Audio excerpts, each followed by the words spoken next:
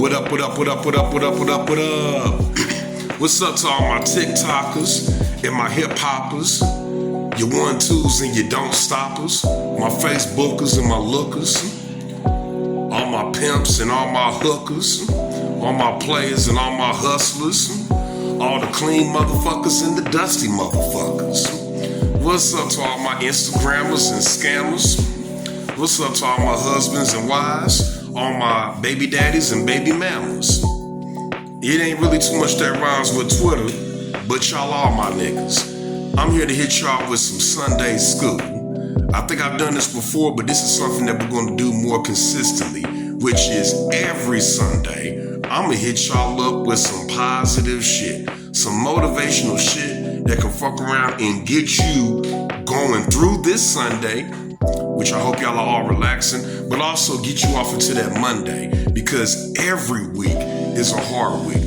I don't care if you were just running a lemonade stand. You're out there in that heat trying to sell lemonade to motherfuckers that can't appreciate lemonade. And lemonade was a popular drink, but it still is. Today's sermon is about do your motherfucking thing. And when I say do your thing, it's like this. Everybody has a thing. God put us all here for a few different reasons. The number one reason is they throw that off in the good book, which is be fruitful and multiply. So if you're out here and you got a kid or 2 kids or 3 kids or 4 kids or 5 kids, or you're like DMX, rest in peace, and got about 7 or 8 of them out here, you kind of already fulfilled your obligation for what it's worth. How you're being around them, that's another little thing. But be fruitful and multiply. Because it takes 2 humans just to make one, even if you were made in an incubator. That's here nor there. Your second purpose is you are meant to be productive in our society, which means do something for society. And this is where the third thing can tie in. The third thing is do your thing. Everybody has a thing. Think of it like this. For all my comic book people, you notice how sometimes these heroes have powers. I like the X-Men. Notice how on the X-Men, everybody, whether they are a good guy or a bad guy, everybody has a certain little power. Cyclops knows how to spit those strawberry beams out of his eyes. Wolverine got claws, and he's invincible.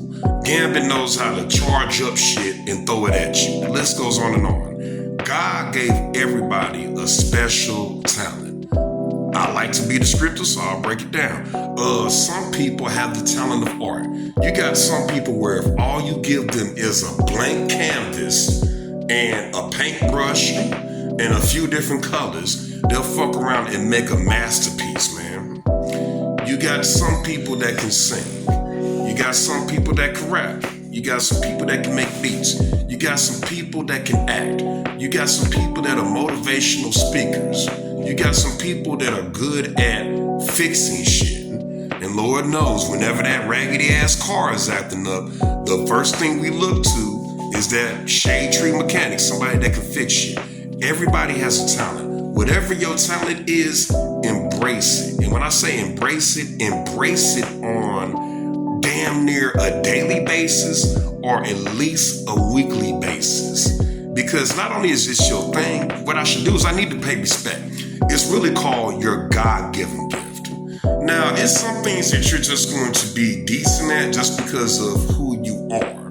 But there's that one thing in you, 1 or 2 things in you that are called that God-given gift. And when I say God-given gift, just like how if your mama bought you a PlayStation 1 year for Christmas, that was a mother-giving gift. Everybody has a God-given gift. And most of you people that are sitting up here and watching this video, you probably already know what your God-given gift is. But if you're someone that doesn't know what your God-given gift is, then after you sit up here and you get done looking at this video, take some time to really sit back and examine and dig in and see what is a God-given gift to you. For some people it is sports. Even me myself, even though I'm sitting up here and wearing this throwback jersey that I used to play in, football, in my case, was not a God-given gift. It was some shit that I learned been some shit that I wound up just being decent enough at to where I didn't have to just sit up here and just ride the bench. But between me and you, y'all, I wasn't finna ride nobody's bench. If I wasn't starting, I would have fucking just quit the team and I would have just spent my fall just, running through the halls, going to class, you know what I'm saying, giving hugs to the girls and giving daps to the homeboys. But that's here nor there. But a God-given gift is something that you've been able to do since you were a kid. That's one clear sign that it's a God-given gift. If it's something that you've been able to do ever since you've been able to fully walk and talk and wash your ass. So usually most people can walk, talk, and wash their ass thoroughly by around I say about 7, 8, 9 years old. All right, so if you've been able to do anything since you were about 10, I like to use even and round numbers. Hence the number 30. I like even and round numbers. So if it's some shit you've been able to do ever since you were 10 years old, then that's a God-given gift. And if you're still good at it, at whatever age, whether you're 20, 30, 40, 50, 60, 70, 80, and if you're 90, God bless you. I'm glad that you're still here. That's a God-given gift. And you gotta use it. And mind you, everything ain't about getting paid. Let's say that you have a God-given gift of painting pictures. Everybody can't be Basquiat. Everybody can't be Michelangelo, Leonardo, Donatello, or Raphael. And I'm not talking about the Ninja Turtles. I'm talking about the Renaissance artists that they were actually named after. Everybody can't be that. But if that's your God-given gift, just use it as a hobby. Everything doesn't have to be monetized. And just because you're not being monetized, or just because you're not making millions of dollars off of it, does not mean that you ain't shit. Does not mean that you're wasting your time. It's called a hobby. I'm gonna give you an example. This jersey that I'm wearing represents Hazelwood Central. Go motherfucking Hawks. It's plenty of niggas that went to my school that never made it to any type of league. But I will shout out somebody during this Sunday school who did make it to the league, and he fucked around and bought back a ring. Shouts out to my boy Kerry Davis, long live number 25. He played for the Pittsburgh Steelers, and he actually fucked around and not only got a ring, but I'm proud to say that I did see him get down on the field a few times, and he got down for his grits and his gravy, baby.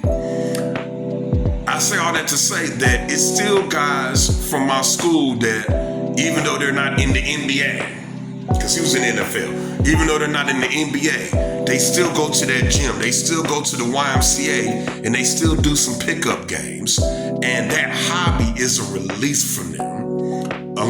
Aside from having to work a job that they may or may not have dreamed of. Because let's be honest, most of us are not working jobs that we dreamed of as a kid. We all remember when the teacher said, what do you want to be when you grow up? Most motherfuckers said, I want to be a policeman, I want to be a fireman, I want to be an astronaut, I want to be an explorer like Indiana Jones, or I might want to fuck around and be the president. A lot of us did not wind up being that. So aside from that job that you're working that you never dreamed of working as a kid, aside from doing that, you need a hobby.